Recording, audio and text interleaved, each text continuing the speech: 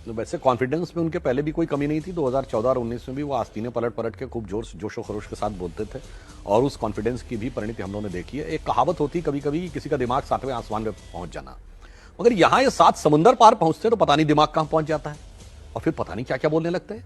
3-4 महीने पहले गए थे इंग्लैंड में, जाके बोले थे कि so called defenders of democracy why they are not reacting, India में डेमोक्रेसी खत्म हो गई है, सारे डेमोक्रेटिक इंस्टीट्यूशंस ऑलमोस्ट खत्म हो गए हैं। तो कर्नाटक का चुनाव बगैर डेमोक्रेसी के जीत गए। अब जो है चुनाव आयोग भी ठीक है, अब ईवीएम भी ठीक है। गुजरात और उत्तर प्रदेश बैडली हारेंगे तो कहेंगे नहीं नहीं वो चुनाव आयोग गलत था उसमें। और इतना ही नहीं, अगर सर्वोच्च न्यायालय के 2 निर्णय आए पिछले हफ्ते जिसपे इनका दावा है कि इनके पक्ष में आए तो न्यायालय सही है, पवन खेड़ा को राहत मिल जाएगी तो न्यायालय सही है, राहुल गांधी को राहत नहीं मिलेगी तो न्यायालय गलत है।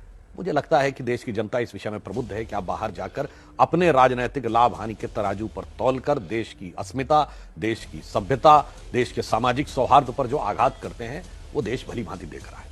और राहुल गांधी जी जो कुछ कर रहे हैं वो कांग्रेस की एक सुविचारित नीति है। वो ऐसा नहीं है कि वो अनायास कर रहे हैं, वो आदतन कर रहे हैं, फितरतन कर रहे हैं और शरारतन कर रहे हैं।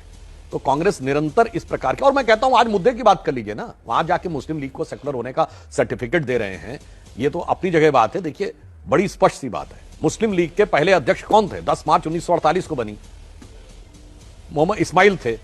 वो क्या थे? आजादी से पहले 46 की कॉन्स्टिट्यूएंट असेंबली में जिन्ना की मुस्लिम लीग से चुन के आए थे।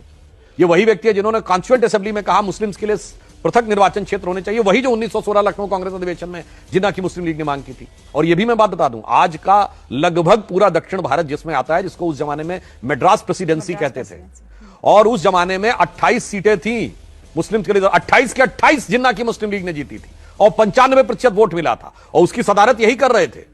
और कहते हैं उसके बाद तो ये दूसरे हो गए। अच्छा चलिए ठीक है, फिर हिंदू कोड बिल के ऊपर नेहरू जी के जमाने में ये राज्यसभा में थे, मार्च 1954 में इन्होंने बहस करते हुए बाकायदा ये धन्यवाद दिया नेहरू जी को कि आपने जो ये कोड बिल लाए हैं सिर्फ हिंदुओं के लिए लाए हैं, मुस्लिमों को शरिया के लिए अलग छोड़ दिया है। वाह, मतलब आपको किसी प्रकार का कोई अंतर नजर नहीं आता है।